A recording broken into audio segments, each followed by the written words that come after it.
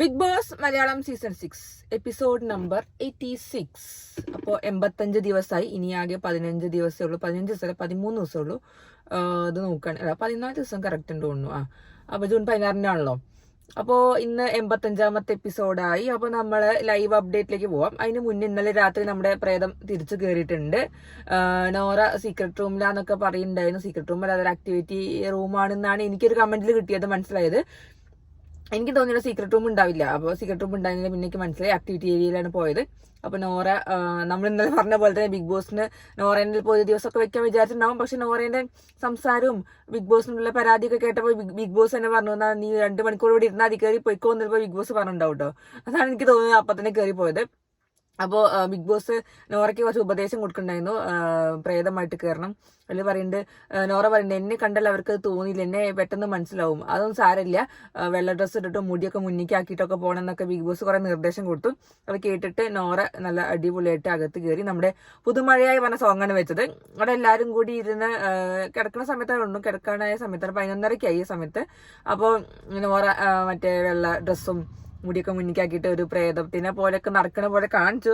പക്ഷെ അപ്പൊ തന്നെ എല്ലാവർക്കും മനസ്സിലായി നോറയാണെന്ന്. കാരണം സായി ആണെങ്കിൽ അവിടെ പറയുന്നുണ്ടെന്ന് നോറേനെ നടത്തി ഇങ്ങനെയാണ്, നോറ തന്നെയാണ്. പിന്നെ അതേപോലെ കളിയൊക്കെ ഉണ്ടായിരുന്നു, ആ വെപ്പും കൂടി കണ്ടറിഞ്ഞൂടെ നിന്റെ ആണെന്നിട്ട് അഭിഷേകും സായിയൊക്കെ കളിയൊക്കെ ഉണ്ടായിരുന്നു. അപ്പൊ അങ്ങനെ നോറ തിരിച്ച് വീട്ടിലേക്ക് തന്നെ കയറി. പക്ഷെ ആർക്കും വലിയ അത്ഭുതമൊന്നും ഉണ്ടായിരുന്നില്ല. കാരണം നമ്മൾ ഇന്നലെ പറഞ്ഞ പോലെ തന്നെ പോകാൻ നേരത്തെ ആർക്കും അറ്റാച്ച്മെന്റ് ഇല്ലാത്ത ഒരാളാണ് നോറ.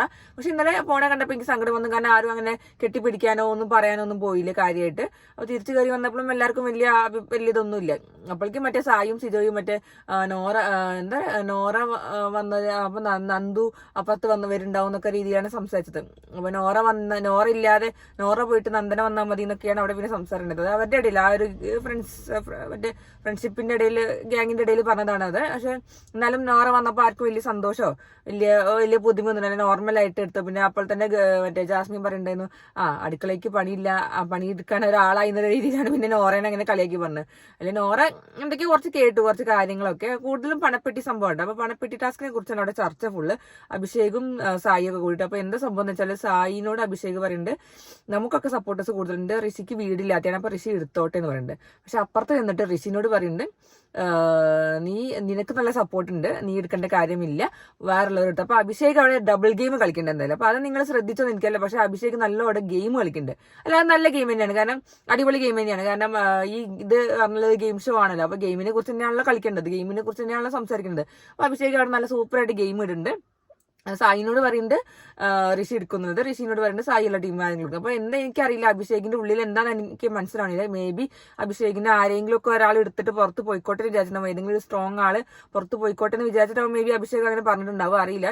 പക്ഷെ പിന്നെ ഇന്ന് രാവിലത്തെ ചർച്ചയിലാണെങ്കിലും ഇന്ന് രാവിലെയാണോ എന്ന് എനിക്ക് ഓർമ്മയില്ല, അഭിഷേക് രാവിലെ പറയുന്നത് സായിനോട് സംസാരിക്കുന്നത്, ഋഷിക്ക് വീടില്ല, വാടക വീട്ടിലാണ് നിൽക്കുന്നത്, അപ്പൊ ഋഷിക്ക് അങ്ങനെ ആഗ്രഹം പറയുന്നുണ്ട്, അപ്പൊ ഋഷി എടുത്തോട്ടെ എന്നുള്ള രീതിയിലാണ് സംസാരിക്കുന്നത്. അപ്പൊ ശ്രീധുവിനാണെങ്കിൽ ശ്രീധു മണി എടുക്കാൻ റെഡിയാണ് എന്നുള്ള രീതിയിൽ തന്നെയാണ് അവിടെ സംസാരം ഫുള്ള്. അപ്പൊ അറിയില്ല ഇനി ഈ പണപ്പെട്ടി ടാസ്ക് വരികയാണെങ്കിൽ ആരെടുക്കാന്ന് നമുക്ക് ഒരു ഐഡിയ ഇല്ല. ഋഷി ആവാം, സായി ആവാം, അല്ലെങ്കിൽ വേറെ ശ്രീധു ആവാം. ഫുൾ അൺപ്രഡിക്റ്റബിൾ തന്നെയാണ്, ആരെടുക്കാൻ നമുക്ക് ഒരു ഐഡിയ ഇല്ല. അഭിഷേക് ആണെങ്കിലും സായി ആണെങ്കിലും സിജോ ഒക്കെ ആണെങ്കിലും തന്നെ ഋഷി എടുത്തോട്ടെ എന്നുള്ളൊരു മൈൻഡിലാണ് നിൽക്കണമെന്ന് എനിക്ക് തോന്നുന്നുണ്ട്. അങ്ങനെയാണെങ്കിൽ ഒരാൾ പുറത്തു പോകുമല്ലോ. പിന്നെന്താ പറയാ, പിന്നെ ഈ ആഴ്ചയിലാകെ ഒരു എവിക്ഷൻ ഉണ്ടാവുള്ളൂ. അപ്പൊ മേ ബി അതൊക്കെ കണക്ക് കൂട്ടിയിട്ടാവാം ഋഷിനോട് എടുക്കാൻ പറഞ്ഞിട്ടുണ്ടാവാം. പിന്നെ എല്ലാവരും അഭിഷേകാണെങ്കിലും ഋഷിനോട് പറയുന്നുണ്ട്, നീ ടോപ്പ് 1 ഒന്നും പ്രതീക്ഷിക്കരുത്, നീ ടോപ്പ് 5 ഒക്കെ ഉണ്ടാവും, പക്ഷെ 1 ആണ് പ്രതീക്ഷിച്ച് പൈസ കിട്ടുന്ന സമയത്ത് അത് മാത്രം നോക്കിയിരിക്കുകയാണെങ്കിൽ കിട്ടാൻ സാധ്യതയില്ല, അതുകൊണ്ട് നീ പണപ്പെട്ടി എടുത്തോ എന്നുള്ള രീതിയിൽ തന്നെയാണ് അഭിഷേകും ഋഷിനോട് സംസാരിക്കുന്നത്. അത് നോറ അവിടെ പൊട്ടിക്കും ചെയ്തു. നോറ ഇത് പറയുന്നുണ്ടായിരുന്നു, നിങ്ങൾക്ക് പൈസനെ കുറിച്ച് ചിന്ത മാത്രമേ ഉള്ളൂ, അങ്ങനെയുള്ളൂ ഇങ്ങനെയുള്ളൂ എന്നൊക്കെ പറയുന്നുണ്ട്. പക്ഷെ നോറ പുറത്ത് കയറി വന്നപ്പോൾ നോറ എന്തോ ഭയങ്കര ഭാവത്തിലാണ് വന്നത്. അതായത് ഞാൻ എല്ലാം കേട്ടു, ഞാൻ നിങ്ങളെ കുറിച്ച് എല്ലാം അറിഞ്ഞു കേട്ടു എന്നൊക്കെ രീതിയിലാണ് നോറ അകത്ത് കയറിയപ്പോൾ സംസാരിച്ചത്. പക്ഷെ കാര്യമായിട്ടൊന്നും നോറനെ ആരും കുറ്റം പറഞ്ഞില്ല, ആകെ ഒരു പണപ്പെട്ടി ഡിസ്കഷൻ മാത്രമേ ഉണ്ടായിട്ടുള്ളൂ അവിടെ. അപ്പോൾ നോറ അതിനെ കുറിച്ചാണ് ഋഷിനോടും അഭിഷേകിനോടും പറഞ്ഞത്. എന്തായാലും അതും ഒരു ഗെയിമാണ്, നോറ അങ്ങനെ പറയുന്നത് ഒരു ഗെയിമാണല്ലോ, അവരെ കൊണ്ട് പറയിപ്പിച്ചത്. അപ്പോൾ അവരുടെ പ്ലാൻ എന്താണെന്ന് നമുക്കറിയില്ല. അഭിഷേക് ഋഷിനെ കൊണ്ട് ഇടിപ്പിക്കാൻ ജെനുവിൻ റീസൺ ആണോ അതോ ഗെയിമിലാണോ പറയുന്നതെന്ന് നമുക്കറിയില്ല. ജെനുവിൻ ആണെങ്കിലും ഓക്കെ, കുഴപ്പമില്ല, കാരണം അങ്ങനെയാണെങ്കിലും ഒരാൾ പുറത്താവും. ഋഷി എടുക്കുകയാണെങ്കിൽ ഋഷി പുറത്താവും, ഔട്ടാവും, അത്ര തന്നെ ഉള്ളൂ. പിന്നെ കഴിയാനായല്ലോ ഏതായാലും. നമുക്കറിയാം ഫസ്റ്റിന് മാത്രമുള്ള പ്രൈസ് എന്ന് നമുക്കറിയാം. അപ്പോൾ മേ ബി അതൊക്കെ ഉദ്ദേശിച്ചിട്ടാവാം അഭിഷേക് ഋഷിനോട് എടുക്കാൻ പറഞ്ഞിട്ടുണ്ടാവാന്ന് എനിക്ക് തോന്നുന്നുണ്ട്. അപ്പോൾ എല്ലാവർക്കും അറിയുന്ന കാര്യം തന്നെയല്ലോ, ഫസ്റ്റ് കിട്ടുന്നവർക്ക് മാത്രമേ ഉള്ളൂ. അപ്പോൾ പക്ഷെ അഭിഷേക് അവിടെ ഡബിൾ ഗെയിം കളിക്കുന്നുണ്ട്. ഇപ്പുറത്ത് വേറെ ഒന്ന് പറയുന്നുണ്ട്, അപ്പുറത്ത് വേറെ ഒന്ന് പറയുന്നുണ്ട്. എന്നിട്ട് അഭിഷേക് ഋഷിനോട് തന്നെ ന്യായീകരിക്കാനൊക്കെ ശ്രമിക്കുന്നുണ്ട്. അല്ല, അതൊക്കെ ഗെയിമാണ്, അഭിഷേകിന്റെ ഗെയിമാണ്, അത് അടിപൊളി ഗെയിം. അത് മനസ്സിലാവാതെ കളിക്കുകയാണെങ്കിൽ ബാക്കിയുള്ളവരുടെ കഷ്ടം തന്നെ പറയണം. അത് മനസ്സിലാക്കിയിട്ട് എല്ലാവരും ഗെയിം കളിക്കും, എന്തെങ്കിലും മൈൻഡ് ഗെയിം കളിക്കുന്നൊക്കെ മനസ്സിലാക്കിയിട്ട് ബാക്കി എല്ലാവരും മുന്നേറാണെങ്കിൽ അത് സൂപ്പറാണ് ശരിക്കും പറഞ്ഞാൽ. അപ്പോൾ ആ ഒരു ഡിസ്കഷൻ, പിന്നെ ഫുള്ള് പണപ്പെട്ടി ഡിസ്കഷൻ തന്നെയാണ്. അവരിങ്ങനെ വെയിറ്റ് ചെയ്തുകൊണ്ടിരിക്കുകയാണ് പണപ്പെട്ടി എപ്പോൾ വരും വിചാരിച്ചിട്ട്. അപ്പോൾ അവർക്കറിയാം ജാസ്മിനെ ജിൻഡോ ഒന്നും എടുക്കില്ല എന്ന രീതിയിൽ തന്നെയാണ് സംസാരിക്കുന്നത്. ബാക്കിയുള്ളവർ എടുക്കുന്നൊക്കെയാണ് വിചാരിക്കുന്നത്. അപ്പോൾ ആർക്കും അറിയില്ല കറക്റ്റ് ആരെടുക്കാന്നുള്ളത്. അത് കഴിഞ്ഞിട്ട് പിന്നെ ജാസ്മിനും സായിയും ഒക്കെ സംസാരിക്കാൻ കൂടുതൽ ജാസ്മിൻ പറയുന്നത് നമ്മളെ ഞാൻ തലയിൽ മുണ്ടിട്ട് പുറത്ത് പോകേണ്ടി വരും, അങ്ങനെ ഇങ്ങനെയൊക്കെ സംസാരിക്കുന്നുണ്ട്. അപ്പോൾ നമുക്കറിയാം എന്താ സംഭവങ്ങളൊക്കെ, നമ്മളിനി കൂടുതലായിട്ടൊന്നും പറയണമൊന്നുമില്ല. അപ്പോൾ അത് കഴിഞ്ഞു.